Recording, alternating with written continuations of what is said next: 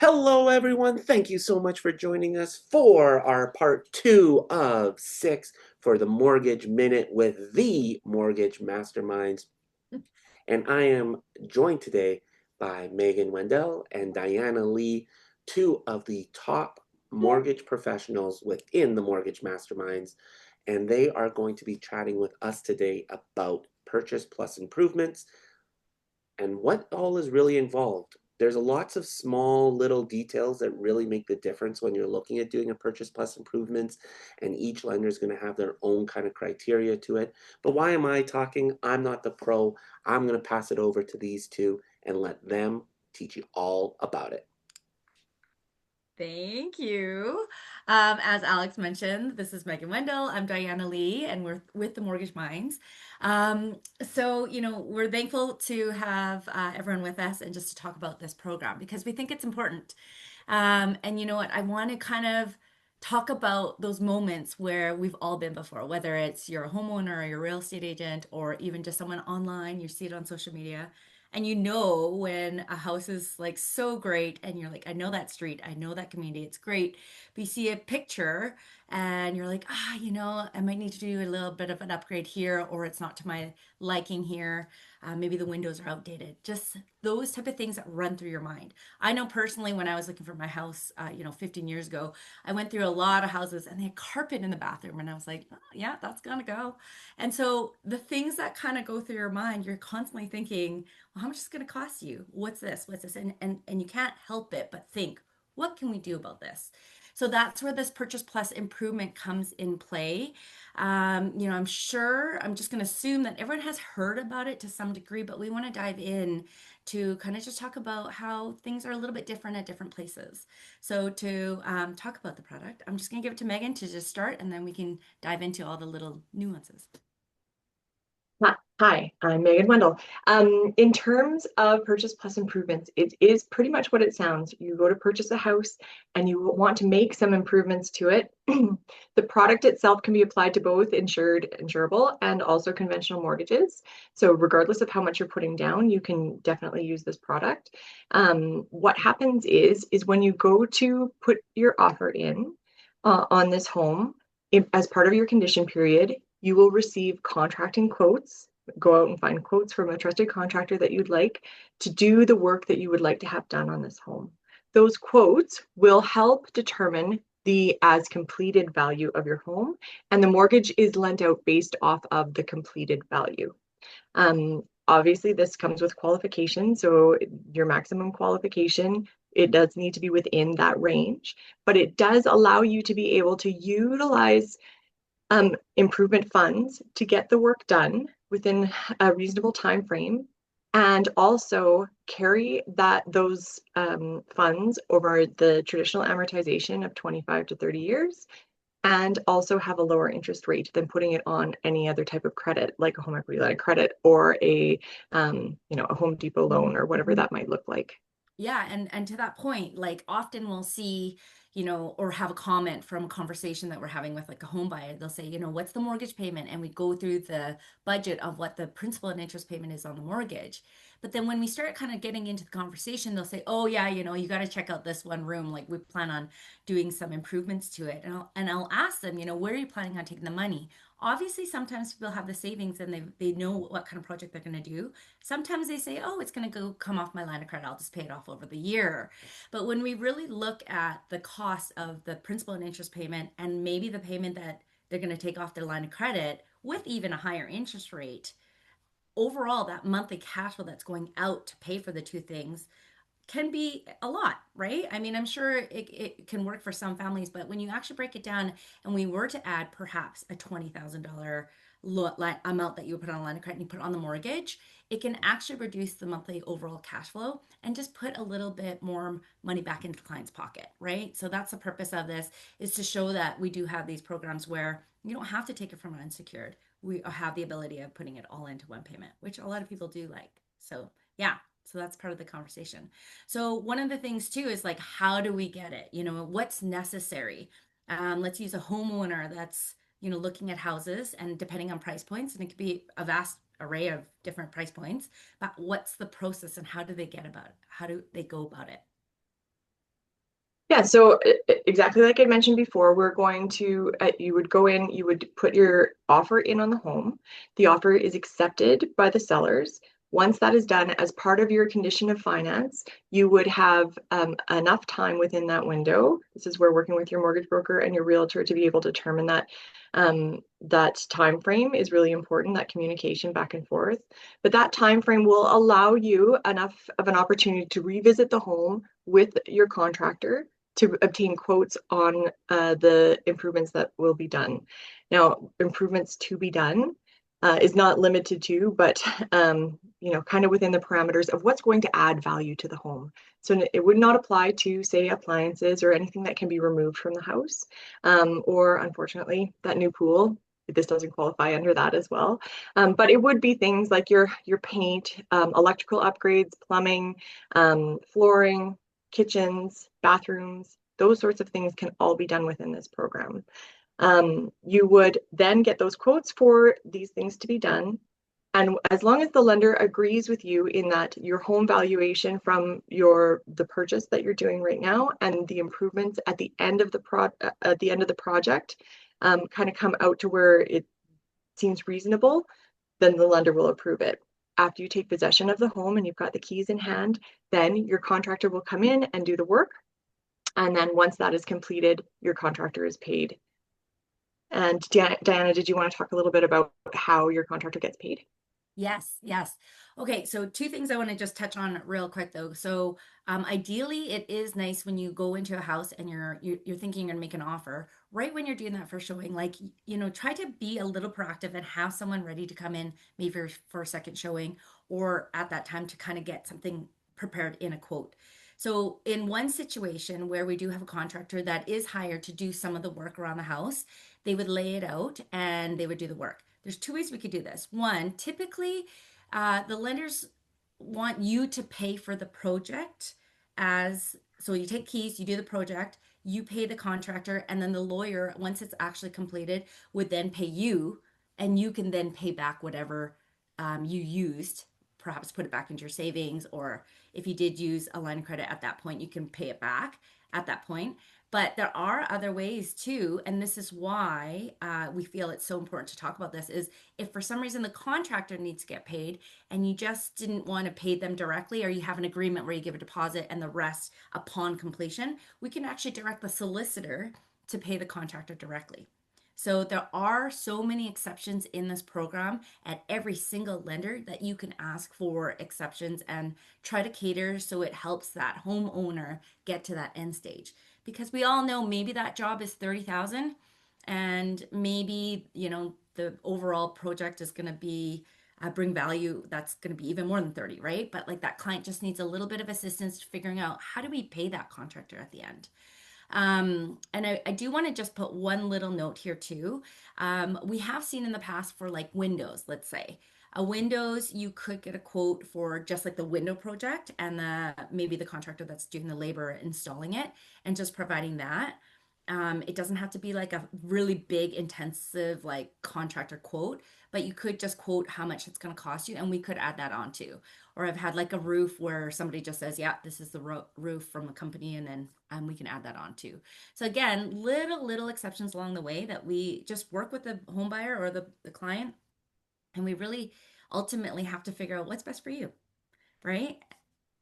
Yeah, and then once you have found the way forward in terms of your contractor or how these things are going to be completed, how does the lender find out that the work has actually been done? So how do they know that it's time to release those funds either through your solicitor or to yourself?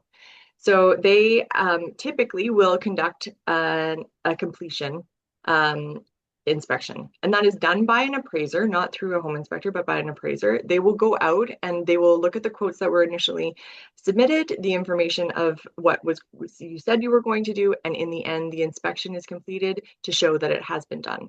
That inspection is provided to the lender, and then the lender tells the lawyer to release the funds. Yeah, so like also on that too, there's so many ways, again, just a little bit different per like everyone just has a different situation. But that's a beautiful thing. You call us and you say the project is done, order an inspection, and we call and we get the inspection saying, yeah, it's completed. green light, the solicitor just hands over the money that we got you approved. So that's like a simple process of getting that job done and the improvements done, as you said. Now, some lenders want paid receipts. So some lenders actually say, hey, I actually want to see you pay the receipts or pay the contractor once you show the proof that you paid the contractor and that the inspection is done to show that the work is done. Then the solicitor provides the funds. So again, just by me saying that, I think it just goes to show that if your client, if I guess I'm speaking a little bit to real estate agents or home buyers, if you yourself or your client is, oh, it lost Megan, lost my train of thought there too. um, Looking for just a little bit of a simpler process at the end, then this is where that conversation is important. And perhaps we then go to a specific lender that makes it a little bit more of a smoother process versus getting all the things that maybe we don't necessarily need. So again, everyone's situation is very different that way. But it's nice to talk to people and say, like, what's your situation? Where are you getting your money? What's your job? And then we can find a lender that best suits their needs. So I think options are key. Communication is key, as we've always talked about. Yeah, it sounds like there's lots of wonderful options out there. And definitely, if you're a real estate professional and you have a home buyer and you're walking through that home and it checks off every box, but you're like, damn, these windows are wood frame. I don't have the money to replace all of this. That should be a great light bulb moment for you to be like, hey, let's have a conversation. Let's talk to your mortgage professional to see if a purchase plus improvements will actually work for this house. So we can still go ahead. You know it's the perfect house for you. You really love everything about it, but the windows just aren't up to date, and Mm-hmm. you're really worried about that. Very, very reasonable fear as a home buyer, Yeah. but And, that's a great opportunity to add value as a real estate professional. yeah. And I was gonna say too, because like we always talk about the team that you're working with, right? The communication is so important because what if your client literally wants to do 40,000, but they're only qualified to add 20,000? What kind of job are you gonna prioritize? And what's the most important to bring the value of the house, right? So not only is there a budget component to it, there's a qualification, there's communication. If you don't know who's on the back end, maybe some lenders only actually allow 120 days for this job to be done, but perhaps it's a seasonal job like outdoors, landscaping deck, all the things that actually do matter. Um, there are some lenders that allow up to 1 year for these improvements. So again, really key to know kind of like who's working on this on the back end to make sure it fits. I think that's just such an important note. And I do want to just also like come to the concluded conversation about amount of how much do these lenders actually lend? Because typically it's around 40,000. We always hear this like 40,000 number, but many lenders will give exception to that. Sometimes they look at 10% of the purchase price, sometimes it's 20, depends. But we actually do have a couple of lenders that would go up to 100,000. It is an exception. It's considered as one draw. So that client legitimately has to have some sort of source to get there. But those, again, are all the possibilities that we can talk about. And so I think it's key that, yeah, there's just lots of options for people. Right. And while you were talking, you brought up a really good point about the team. Mhm. So, my question to the two of you, someone is um, looking at buying a house. So they're going to get their pre-approved. Should they go at the very beginning and talk about, I don't know what type of property I'm going to be looking at buying. I might be looking at a fixer upper. I might be looking at something that's move-in ready. Should they be having that conversation with you at the very beginning about the possibility of a purchase plus improvements? Or is it something that can be just ad hoc as they go through the application after finding the right home? In uh, a general comment, it is always good to explore your options prior to going to look at a home. It's good to have some clarity in terms of what you can qualify for, and that qualification comes down to your maximum purchase amount. And then we can always work backwards on the improvements. So once you've gotten to that maximum amount, then you can pull back and say, well, this house is only, 20,000 less than my maximum, but it needs some work. Can I add that additional to take me up to that max in the end. So that conversation right off the blocks is really, really important to have all that information to be able to go forward, and then we can adjust it based off of the circumstance. Yeah, and I would add to that that like that's where it's kind of nice that like I actually incorporate that we incorporate that in conversations because we're trying to get to know the client. It's not just about numbers and payment. It's like, well, tell me which area in the city are you looking at? Is it, and then sometimes these clients that get really excited and they're like, oh my gosh, I love those older neighborhoods, and I'm like, oh yeah, lots of work, like and we get to know each other about how much of a project they want to get to. But exactly that, we start with a maximum, and in our conversation, it's a natural conversation to say, well, what if you did find something that was a little lower? You could improve it by this X amount. And so we do go through that. And of course, if clients ever have that thought crossing their mind, yeah, it's always, always a good idea to go through what if you find something you don't need to do any work? And what if you find something that you do need to do work too? So, yeah. Right. And we have a question from the chat.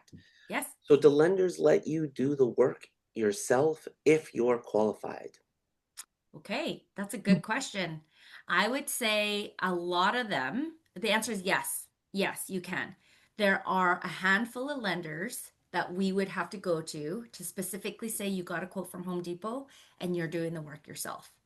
Because at the end of the day, that lender also just needs an inspection to show that you've done it, not necessarily all the things, right? So I have had success at a few lenders. I would say not 100% of them allow it, but yeah, I would say a good five or six right off the bat of my head would allow a self improvement. If it gets to such a degree of, where you're ripping off the roof and you're almost like doing an addition, honestly, I'm going to say no to that because those are considered almost like a self build and all the things. So that's extreme. But yeah, if it's like windows, 20, 30,000 jobs inside the house, What absolutely if should you're a be fine. general contractor yourself? Um, yeah, actually, we have had that Yep. approved. Yeah, Yep. through it's almost like through a breakdown of your own little company as to exactly what you would do, and you would kind of break down each project. Yeah, there are some lenders that would let that fly. And the lender is really relying on that inspection in the end to show that the work that has been completed has been done to a quality, and that it warrants the amount in the end. So as long as that is followed, then there, as Diana said, the majority of that we work with, we can definitely have that conversation with them. It's all about the communication. And the responsibility of us too is if we did have a first time home buyer or a home, not even, just like even a home buyer that truly didn't have all the sources of funds to back them up, like just in an emergency and they're trying to do it themselves, we do have a very responsible conversation to like, what would that look like if you couldn't, right? And we never want to put someone in like a hardship position or pickle where they can't complete that. So, it is nice to have contractors on the side or people that could also give a second quote. I think it's a responsible thing that we all need to do for the people we work with, for sure. So Mhm. what are the timelines like when someone is looking at doing a purchase plus improvements? Do they need additional time on that condition of financing? Is there long potential delays at time of closing? Right? Like what should a home buyer and a real estate associate be prepared for when that home buyer is using this program? Um, so your typical, week to 10 days in terms of a condition of financing can be accommodated. It all just depends on how organized everyone is on the back end. And that it comes down to that communication. So when you receive those quotes, that contractor has to visit the site in order to be able to obtain an accurate quote. So making arrangements with the sellers to revisit the home either during the inspection or an additional visit, an additional showing, are time periods where you could go in and have that done. So that can be done within your condition period. Once the quote has been provided and the lender has approved it, then the work needs to be completed. So as Diana mentioned earlier, sometimes that is 90 days, sometimes that's 120 days, sometimes you can take up to a year to complete it. And then in terms of turnaround on funds, once the inspection is done, then usually it's fairly quick to get your funds released, because what happens is the funds are held in trust with your solicitor. So when your mortgage is funded on closing day, then your solicitor receives those funds and they're holding on to them until everything's completed. As long as we can get someone in a timely fashion to have that inspection completed, then all it is a matter of the lender communicating to the lawyer that they can then release those funds, and then they're yours. So it's fairly quick on the other end in terms of releasing funds. I would say if you could advise your clients or you kind of are going into a house, just be a little proactive to kind of have someone on the side ready to go if they need to give a quote. Um, so of course that can impact the condition of finance date. Let's be honest, I have had situations where clients have put a condition of finance date and we get them approved based on the as is, right? We just say, you know what, this is the backup plan. And then they just, hum and haw about it maybe for the next week. And I'm like, actually, we do want to change it to a purchase plus improvement. It's not ideal because we want to make sure they're approved before they waive conditions, but it has happened. And the thing I can say is, of course, we'll resubmit it as a purchase plus improvement. But if we don't have time and let's say the closing date is actually a quick close within 2 weeks or 3 weeks, we may not have time to accommodate it. So we never want to put a person in that position. Of course, we can change things along the way, but it is very, very ideal and a request to have it sooner than later, Yeah. just so it's all set in stone. Sounds like communication is key throughout the Yeah, whole process. absolutely. Yeah. What if, last question before we end today, and thank you again to the two of you for all this wonderful information about Purchase Plus improvements. What if there is either a shortfall in the amount or excess on the rare chance that Mhm. repairs don't actually or updates don't cost the amount that was quoted? Ooh, I'll take that one. Yeah. Um, okay, so it's tricky. A shortfall, yeah, that one can be dangerous, of course, in the sense that you gave quotes. Uh, okay, let me rephrase this. You gave quotes, and the project was X amount, but in theory, the only way we would have a shortfall is if we had to look at paid invoices or something like that, right? Because ultimately, the solicitors directed to release the funds if the project is done. So, are you saying? I guess to clarify, I'm assuming you're saying if there was something on that list of projects that they couldn't get done. Okay, yeah, so two parts. Yes, A, yeah, this they two part. two So in parts, they that don't have the stuff to get situation, it done, or stuff yeah, didn't get done, and B, they it was quoted at 40,000, but it actually cost 50,000 to complete. yeah, the client has to then obviously add that because that was the agreement that they had with the contractor. So they owe that contractor 50. But if we only approve them 40, they're only going to get 40. Because it's already released, because technically they have keys to the house, there's no changing. So if that comes into play, that client has to have a shortfall. They have to come up with that difference. Now, on the flip side, if you got a quote that said 40, but really your contractor saved some money on some supplies and it came out to 35, again, every lender is a little bit different. And this is where we would communicate with the client. If it was a lender that, yeah, we approved you 40, the job is done, and we just got like a discounted price, the solicitor still releases the 40. That's what was added onto the mortgage, and that was what was financed. Um, if we do go to a lender that does want paid receipts and kind of a little bit more, which again, like very important to know which kind of lender wants what. Sometimes there's a too much money. Maybe there's 5,000 too much. The solicitor would say to the lender, "Hey, we have too much money." The lawyer actually then takes that 5,000 surplus and just puts a principal lump sum payment on. So it does go directly back onto the mortgage. And in those cases, the lender will control that and put it onto the mortgage. In some cases, honestly, the solicitor just gets directed to pay the client out. Now, this is going down the weeds question, so I know Yeah, that. But then yeah, if it has to go towards it, does that actually then count towards their maximum that they're allowed to put in that calendar year as a lump sum payment? it can. No, Some it does some not. Yeah. some do, some Yeah. don't. It depends. Sorry, it No, can. no, that's okay. I was just going to Yeah. say, and often we get asked too if that will help decrease a client's payments, Hmm. their mortgage payments, if their mortgage payments are based off of the principal. No, that will not be adjusted. Whatever is agreed upon in the mortgage commitment prior to funding is what their payment will remain, and then that 5,000 will not affect their payment in any way, shape, or form. It'll just go straight to principal, so they will not be paying any interest on it. Yeah. So, and this is just like the non-clear answer. And I hate to say it, it's just so lender dependent. Right. Some will say, hey, you're allowed 20%, you put $5,000 as a lump sum. They could just say, you know, that's part of your prepayment. But I mean, you get 20%. So it often doesn't affect the client's maximum prepayment privileges, if that's what you're kind of alluding to. But some, honestly, because it's on the back end, they just adjust their system and change that price with a reduction of 5,000. So it's kind of lender dependent. So just like everything in lending, Yeah. it all depends on who's giving you the money Yeah, and exactly. how Yeah, good the absolutely. person is to explain your situation and sell you to the lender, which is why we have these two amazing professionals.